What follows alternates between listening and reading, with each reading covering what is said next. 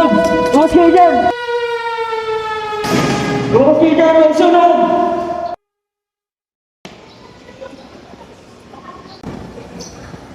Mga ma'am, andito na po yung mga pasyente natin na nasunugan. Bali, 4 po sila.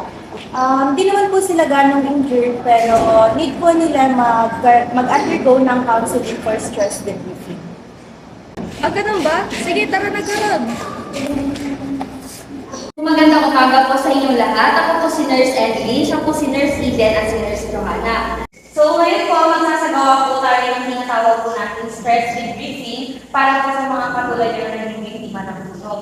Alam naman po natin lahat na hindi po madali ang inyong mga napagdaanan. Kaya nandito po kami para tulungan po kayo na makakope up sa nangyari po sa inyo. So ngayon po, simulan po natin sa pagbabahagi po na nararamdaman niyo po tungkol po sa nangyari. And kung paano niyo po nalaman na may sunog, paano po nagsimula, at paano po kayo nakaligtas. So simulan po natin kay Mr. Iron para mabahagi po siya ng karanasan niya tungkol sa sunog. Noong araw po na yun, pauwi na po ako sa dorm namin. Vacant po kasi yun.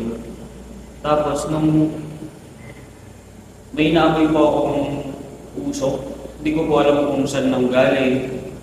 Pero nung pagpasok ko po sa may corridor, yun po, nakita ko na malaki na yung sunog malapit sa may kusina namin. So, dali-dali ko na pong tinawagan sila kasi kumakapal na rin po yung usok. At saka, hindi ko po alam or kung pati na po yung buong apartment yung nasusunog. Kaya, yun po. Ako naman po, habang nagdadaya po ako pupunta ng school, bigla pong kumatok si Jerome at sinasabi niya po na may sunog po sa apartment namin. So habang nagmamadali po ako, hindi ko po alam yung aking gagawin, kaya bigla ko na lang po akong sumunod sa kanila palabas ng apartment. Ako naman po, maliligo pa lang po sana ako nang bigla pong tumunog yung alarm. And may kumakatok at sumisigaw po na sa labas, kaya lumabas na rin po ako kaagad. That day po kasi sobrang sarap ng tulog ko kasi dahil na din po sa pagod. So nagising po ako sa kalabog ng pinto at sa fire alarm na din po. Paggising ko, makapal na yung puso kaya dali-dali na din po ako lumabas. So, ngayon po, pwede po ba ibahagi ang inyong mga nararamdaman tungkol sa inyong mga naranasan? Siyempre po, sobrang hirap yung trauma. As a working student po, sobrang hirap kasi nga lahat ng pinaghirapan ko nadamay lang sa sunog. Kaya sobrang hirap po para sa akin. Ako naman po, as a graduating student, sobrang hirap po at malulungkot kasi lahat po ng mga requirements ko sa school nadamay po sa sunog. Hanggang ngayon po, natatakot pa rin po ako na baka maulit po ulit yung nangyari. Andito pa rin po yung pangamba ko at pag-aalala na kahit naman na safe na po baka maulit po yung nangyari kanina. Bale, hindi pa rin po nagsisingkin sa akin yung nangyari. Kasi naiwan po yung aso ko sa loob. Kaya yun po, hindi po ako makapaniwala. Nakakalungkot po ang marinig ang inyong mga binahagi. Actually po, naiintindihan po ang inyong mga nararamdaman. Dahil minsan po, nasunugan din po kami ng bahay at walang-wala po talaga kami.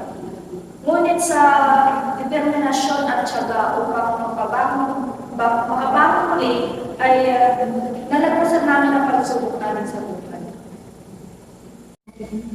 Sa totoo lang po, laking pasasalamat po namin kay Sir Iron. Kung hindi niya po ginawa yun, hindi po kami makakaligtas sa nangyari dun sa apartment namin. Laking pasasalamat na rin po namin sa Panginoon kasi nakaligtas po kami at buhay po kami. So, base po sa inyong mga binahagi, alam ko kung hindi madali, ngunit naniniwala po kami na sa paglipas po ng bawat araw ay kaya-kaya niyo pong malagpasan yung problema na dumating po sa inyo. At maaari po namin kayong i-recommenda sa mga support groups na kung saan may mga tao rin po doon na nagkaroon po ng kapareho ng karanasan sa inyo. Huwag rin po kayong mag-aalinlangan na humingi ng tulong o payo sa pamilya nyo o kaibigan nyo para maiwasan po natin yung tinatawag na stress na maaari po humantong sa depression. Una-una po lang sa lahat, nagpapasalamat po kami dahil sa pagtitiwala niyo sa amin at pagbabahagi ng inyong karanasan.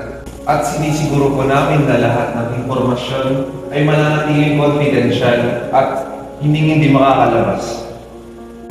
At nais po namin na ipala na laging bukas ang aming institusyon kung kayo man ay nakaranas ng stress o problema. At kung sakaling makaranas ulit kayo ng ganyang insidente, is makakaasa po kayo ng tutulungan namin kayo. Maraming salamat po. Thank you rin po.